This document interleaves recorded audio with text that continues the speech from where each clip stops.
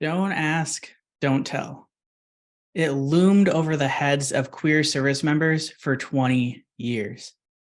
A few months after it was repealed, I joined the military. At 17 years old, I was an out, visibly queer woman, and I joined the military. There are few things in life that create permanency. Joining the military at 17 years old is one of them. A couple of years later, I began exploring my gender identity while I was preparing for my first deployment to the Middle East.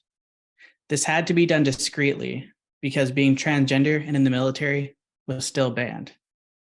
While overseas, I had one friend that I could talk to about being transgender with. Beyond that, I took refuge in a site called Tumblr, where I found an anonymous blog of a sailor who is also trans and deployed, but he was found out. He connected me with a community called Sparta, a transgender military advocacy organization that connected hundreds of currently serving transgender service members who were serving in secret, just like me.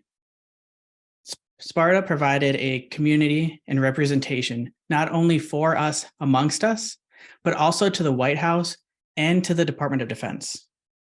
Sparta was instrumental in getting the trans ban lifted. Despite the obstacles that I went through, I would repeat my military experience all over again because it is what taught me the importance of community and the impact that representation can have. Representation of queer and transgender people is important in all areas of life. At one point, the number of trans men entrepreneurs that I could readily find online, I could count on one hand, maybe. When we think about representation, we want to find people who we see ourselves in, who have similar upbringings to us, who we can relate to, who look like us. We need this representation in the books that we read, in the media that we watch, and in the relationships that we see. In business, we need people that we can look up to, people with similar backgrounds, who have had similar challenges, who look like us, who are at the level that we want to be at. That's not there for queer people today, especially transgender people. After 14 seasons, Shark Tank, one of the longest running business reality TV shows, featured a trans man last fall. Say what you will about reality TV, but the difference that this representation makes in the lives of thousands of queer people is important and impactful. When we see queer people succeed, it shows us what is possible. What is possible is living a queer and thriving life. And it starts with listening to your heart. Donald Trump was president. My mind was telling me one thing and my heart was telling me another. I had a big decision to make. To either stay and re-enlist in the military or to leave, probably forever. Many scenarios were running through my head. And this was a lot more difficult because I was an out, proud, and visibly queer and transgender soldier. And Trump was actively trying to get trans troops out of the military. He was trying to kick me out after serving 6 years honorably in a deployment to the Middle East. So part of me just wanted to get out from serving from under him. Another part of me didn't want to let this bigot have the final say in my military career. I didn't want to let him control my future. So I figured I had a few options.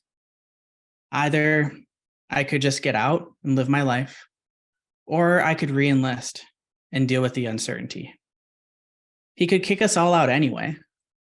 He could put a ban on re-enlistment, or maybe nothing would happen. I decided to re-enlist for another 6 years to buy some time for hopefully a new president to come along and reverse any of the decisions Trump made. We all have experiences where it felt like we didn't have a choice. External circumstances and voices are always going to be there. The key to remember is that we have the final choice. You can be queer and thrive.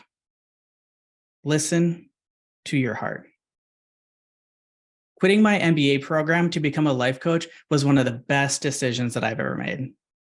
That might sound risky to some of you, but every time that I looked for jobs I could get with an MBA, I got a pit in my stomach.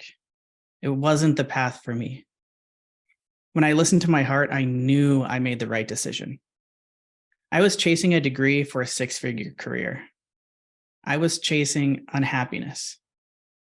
I chose the path of a life coach. And now I get to coach, I get to speak, and I get to help other queer people live their version of a queer and thriving life. It takes work, courage, guidance, and support to live from your heart. One day, I was sitting on the couch in my living room, and a wave of gratitude just washed over me. My husband and I just bought a house.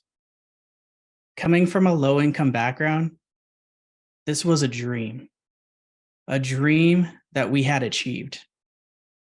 Every decision that I made from my heart, joining the military, hiring coaches, working with a therapist, and digging deep into my mindset, it was all worth it.